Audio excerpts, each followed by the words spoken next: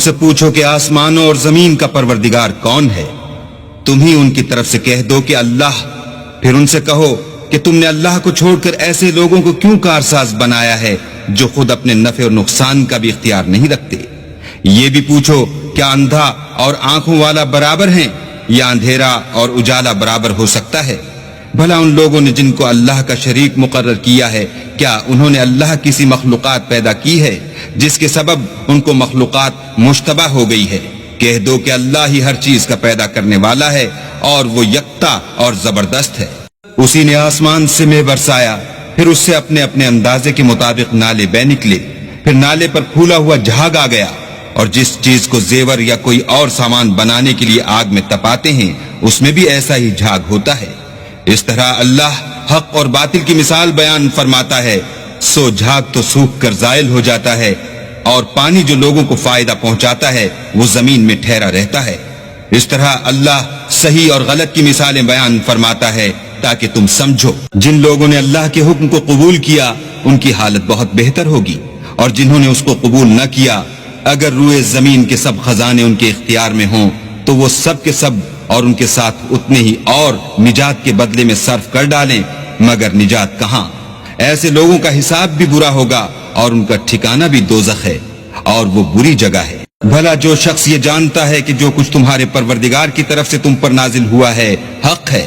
وہ اس شخص کی طرح ہے جو اندھا ہے، اور سمجھتے تو وہی ہیں جو عقل مند ہیں، جو اللہ کے عہد کو پورا کرتے ہیں اور اقرار کو نہیں توڑتے۔ اور جن رشتہ ہائے قرابت کے جوڑے رکھنے کا اللہ نے حکم دیا ان کو جوڑے رکھتے اور اپنے پروردگار سے ڈرتے رہتے اور برے حساب سے خوف رکھتے ہیں، اور جو پروردگار کی خوشنودی حاصل کرنے کے لیے مصائب پر صبر کرتے ہیں اور نماز پڑھتے ہیں، اور جو مال ہم نے ان کو دیا ہے اس میں سے پوشیدہ اور ظاہر خرچ کرتے ہیں اور نیکی سے برائی کو دور کرتے ہیں، یہی لوگ ہیں جن کے لیے عاقبت کا گھر ہے، یعنی ہمیشہ رہنے کے باغات جن میں وہ داخل ہوں گے، اور ان کے باپ دادا اور بیویوں اور اولاد میں سے جو نیکوکار ہوں گے وہ بھی بہشت میں جائیں گے، اور فرشتے بہشت کے ہر ایک دروازے سے ان کے پاس آئیں گے اور کہیں گے تم پر رحمت ہو، یہ تمہاری ثابت قدمی کا بدلہ ہے، اور عاقبت کا گھر خوب گھر ہے۔ اور جو لوگ اللہ سے عہد واثق کر کے اس کو توڑ ڈالتے اور جن رشتہ ہائے قرابت کے جوڑے رکھنے کا اللہ نے حکم دیا ہے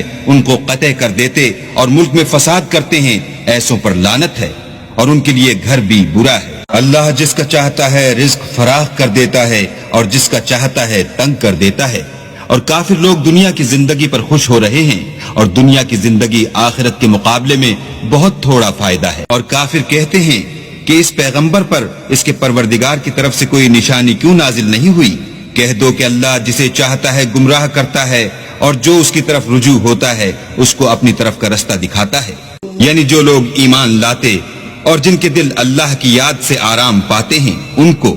اور سن رکھو کہ اللہ کی یاد سے دل آرام پاتے ہیں۔ جو لوگ ایمان لائے اور عمل نیک کیے ان کے لیے خوشحالی اور عمدہ ٹھکانہ ہے۔